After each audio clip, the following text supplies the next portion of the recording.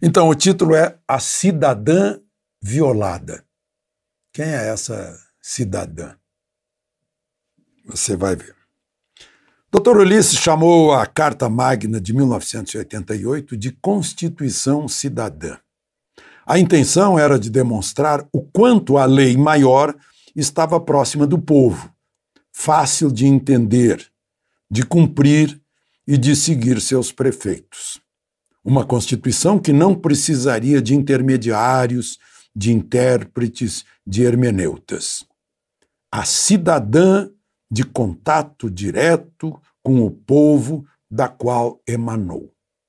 Porque a Constituição emana do povo.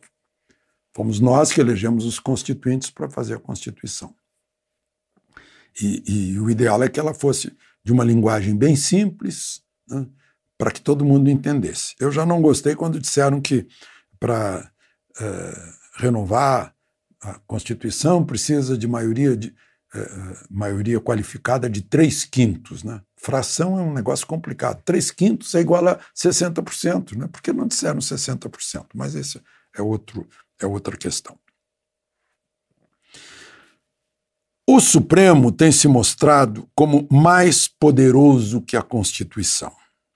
No julgamento de Dilma, presidido pelo presidente Supremo, ignorou-se o parágrafo do artigo 52 e a condenada não ficou inabilitada para cargo público. Na abertura do inquérito das fake news, ignorou-se o artigo 127, que estabelece ser o Ministério Público essencial numa investigação. O Supremo decidiu que seu regimento interno é mais forte que a Constituição. A alegação do Supremo é que o Supremo podia fazer investigação de coisas que acontecessem lá dentro. Só que não foi lá dentro que aconteceu, né? Nós sabemos, foi no mundo. O mundo digital é o mundo. Segundo parágrafo.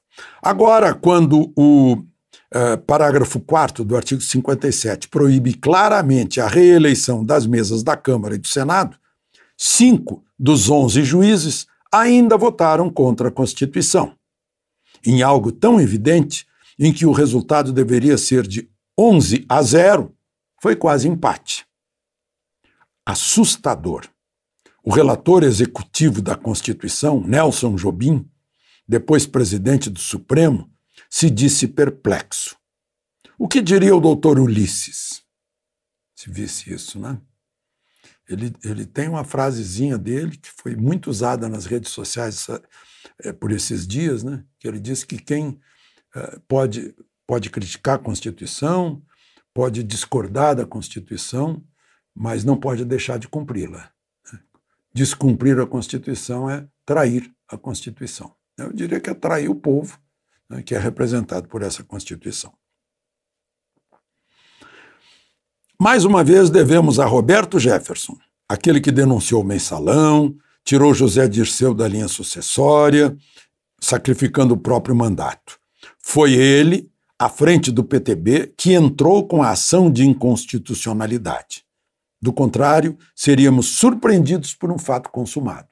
Ou seja, se Jefferson não tivesse entrado no Supremo, a coisa estava andando agora, né, já com Alcolumbre e Rodrigo Maia na campanha pela reeleição, né, e não, mais uma vez passariam por cima da Constituição. Todos os 11 do Supremo juraram cumprir a Constituição. Todos nós estamos submetidos à Constituição. Agora eu pensei numa coisa, como é que a OAB não entrou com nada assim, nenhuma manifestação, né? Estranhando esse 6-5, né? Interessante. A Constituição é o que nos diferencia da barbárie. Sem a lei que estrutura uma nação, ela não é um Estado democrático, mas um grupo primitivo. Mas 5 ministros disseram sim, onde ela claramente diz não. A Constituição parece condenada a emendas, revogações, inversões. Parece que não se deram conta da gravidade disso. Ou parece que querem provocar um rompimento suicida da legalidade. Seria um ato extremo de provocação? Vejam só, eu não quis nem falar aqui no artigo, do artigo 142 da Constituição. Né? Eu fico sugerindo, olha, quem defende a Constituição é o povo, quem defende a Constituição é o Supremo, quem defende a Constituição é a Procuradoria-Geral da República, quem defende a Constituição são todos os cidadãos. Né? E nenhuma vez eu mencionei, para não dizer que eu estava sugerindo alguma coisa, o que diz o artigo 142, né, que as Forças Armadas são as guardiãs da lei e da ordem. Na hora que não se cumpre a Constituição, não se cumpre a lei, né, e está se desordenando o ordenamento jurídico do país. Mas não vamos entrar nessa. Né? Mas parece que tem gente no Supremo que quer provocar uma coisa assim, um rompimento com que... Será que é o mesmo suicídio dos que aplaudem o coronavírus? Né? Vamos tentar romper isso para derrubar o que nós não queremos, o que a maioria decidiu. A maioria decidiu, tomou uma decisão, a minoria não gosta, mas a minoria aceita, mas isso em democracia. A minoria que quer solapar, que quer derrubar a decisão da maioria é uma minoria antidemocrática. Não é? Bom, aí eu digo no último parágrafo, é assustador o que tem acontecido com o Supremo. A Constituição é feminina como a República. Temos que exigir para ela um tratamento em que não é não, para evitar que seja violentada. Como esses movimentos femininos ou feministas, não é não. A Constituição está escrito não.